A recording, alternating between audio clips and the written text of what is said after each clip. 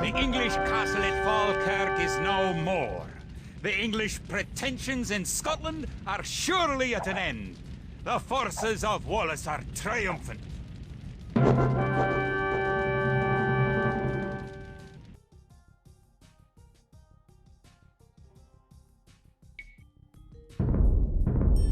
It looked certain that we would be defeated at Falkirk.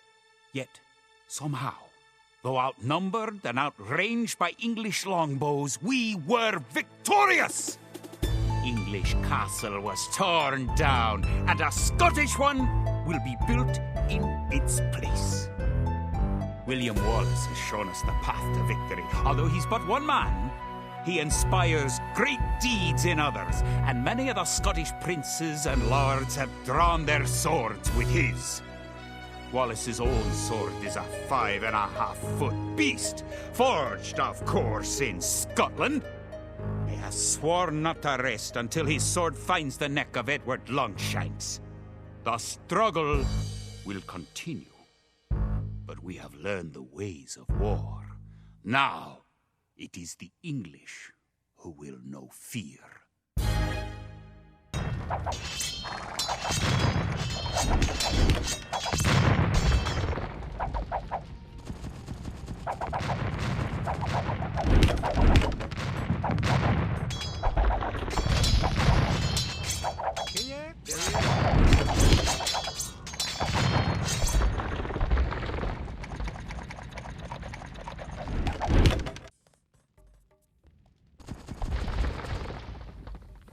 Certes, l'hiver. Certes, oh yeah, certes. L'hiver, oh yeah, l'hiver. Vive la France!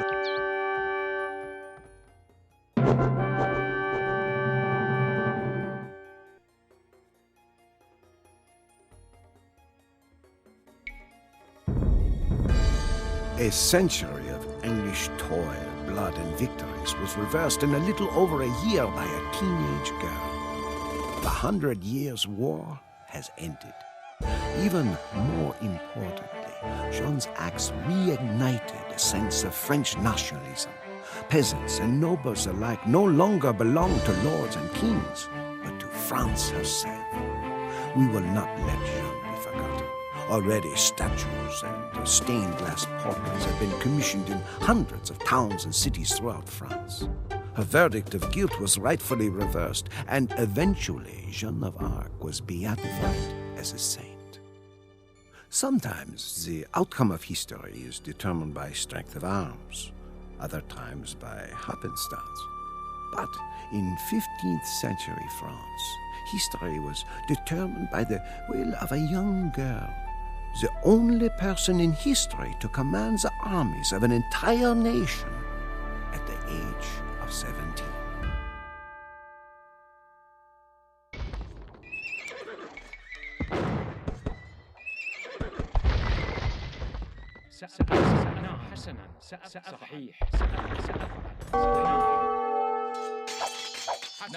سأفعل.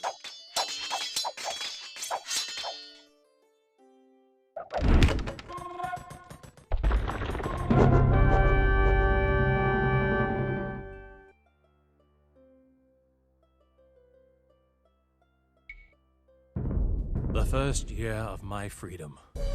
The fighting is over.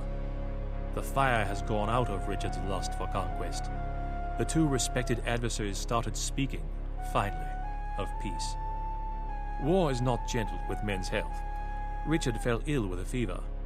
Because he respected his enemy, Saladin sent Richard fruit and mountain snow to comfort him. Soon enough, Richard boarded a ship headed back to England. The Third Crusade is over. The final treaty was signed on September 2nd, 1192. By its terms, Jerusalem remains in Saracen hands, but Christian pilgrims are to be allowed to visit all the holy places freely and safely. It seems a fitting compromise to a war that has been fought over religion and land. The war is over, but I do not think I shall ever see Normandy again. I want to see the steel foundries in Damascus and the gardens of the Caliph in Baghdad. I have never seen the mighty Crec de Chalier, now fallen fortress of the Knights Templar. The Holy Land has many wondrous sights, and I can spend a lifetime here. It is peace in the Holy Land, for the moment. Sadly, in a land so small, home to so many different cultures, birthplace of 3 of the world's great religions, I suspect that blood may one day stain the sand again.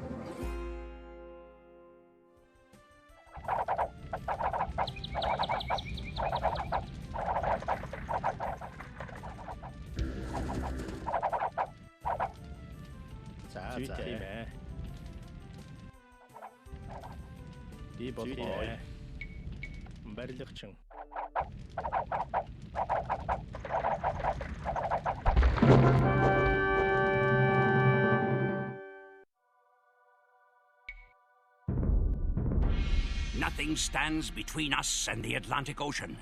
The Mongol Empire comprises 2 whole continents. Europe and Asia belong to the hordes.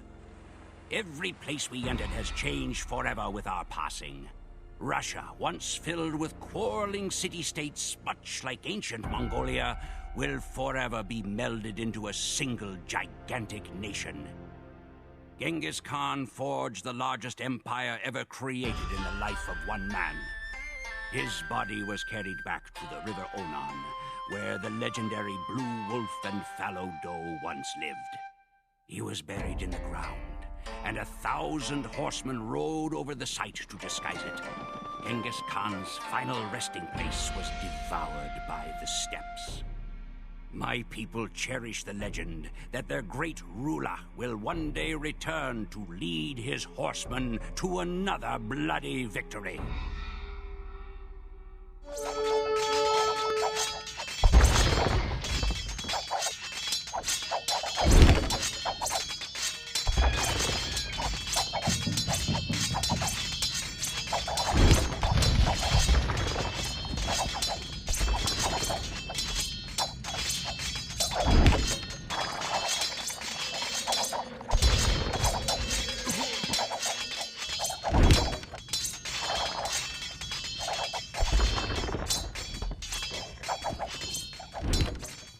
The Emperor has reached Jerusalem.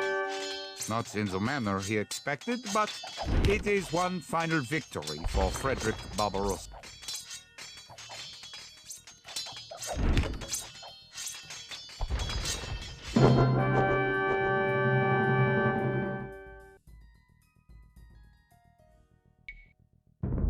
There is a legend concerning every great king, from Arthur on through Barbarossa, that says the king will return someday when his country needs him.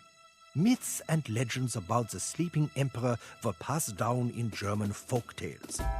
The Holy Roman Empire did not endure. She fell back into a patchwork of tiny nations. Some would say Barbarossa's rule was a failure. But is it not a greater testament to the man that it was the force of his will alone that held the empire together? And what of Henry the Lion? With Barbarossa gone, there was nothing stopping him from returning to the Holy Roman Empire. But I am an old man now. What harm could I possibly do?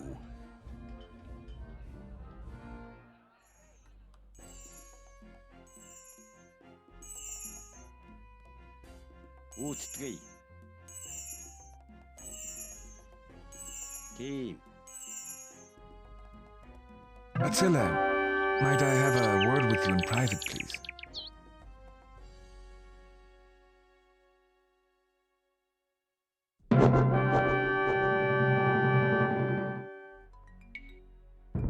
The city of Aquileia, at the tip of the Adriatic, was wiped off the face of the earth. The fugitives from that pitiful city took refuge among the islands, marshes, and lagoons at the head of the Adriatic Sea, and there founded a state that afterward grew into the Republic of Venice. But what of the Pope? I asked.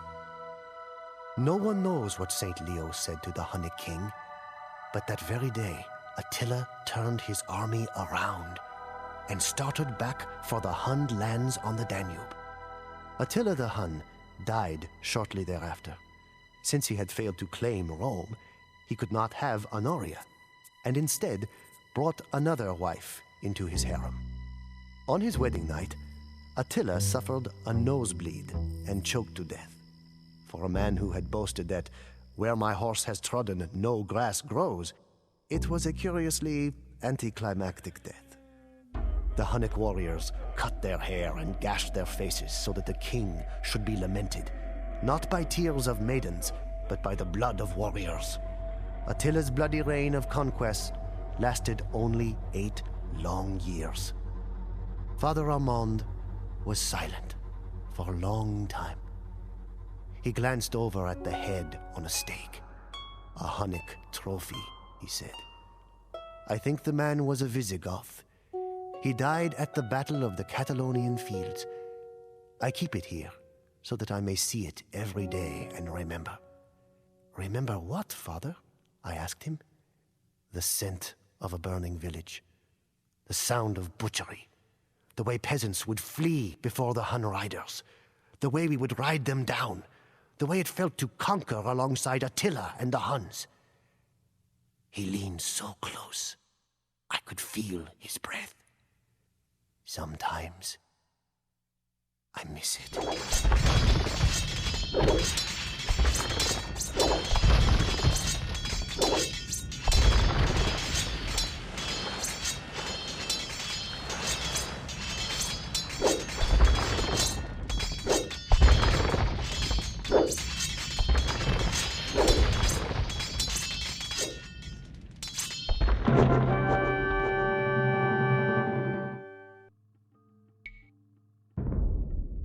It was the twilight of Moorish Spain. The Berber army had been broken, and Valencia withstood the siege. King Alfonso would not allow us to bury the Cid until he could personally attend the funeral. When he arrived, he dispelled all thoughts of interring the Cid into the earth. Instead, the Cid's body was preserved and placed near the altar of the church, seated on an ivory stool that he had captured from the Moors, clothed in precious silk and holding his sword Tizon in his left hand. And who was left to rule in Valencia?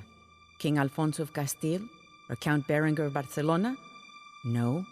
Valencia is mine. It is I, Jimena Diaz, who claims rulership of my dead husband's kingdom. And if the Berbers return to Valencia, it is I whom they shall find commanding the soldiers of Rodrigo Diaz, el Cid Campeador.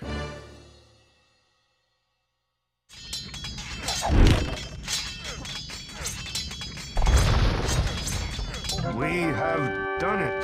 Tenochtitlan still stands, and the armies of Cortez are defeated. The Aztec Empire has triumphed.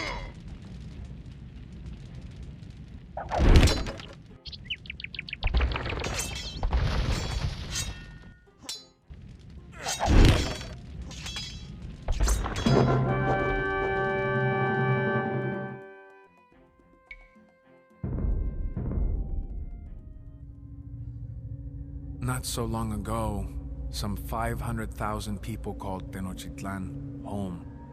It is difficult to recall that this smoking ruin was once an endless city. Yet, we will rebuild. We created this island upon which our city and temple stand, and we can do it once more. The Aztec Empire has endured its greatest challenge, yet more Spanish may come in the future. I am not certain there is a place for us in this new world. I could ask the gods for a hint of the future, but no doubt that would lead to more sacrifice. I think there has been enough death for now. My people composed a poem to commemorate this great war that we have survived, and yet perhaps still not won. Broken spears lie in the roads. We have torn our hair in our grief. The houses are roofless now, and their walls are red with blood. So says Cuauhtémoc, Emperor of Tenochtitlan.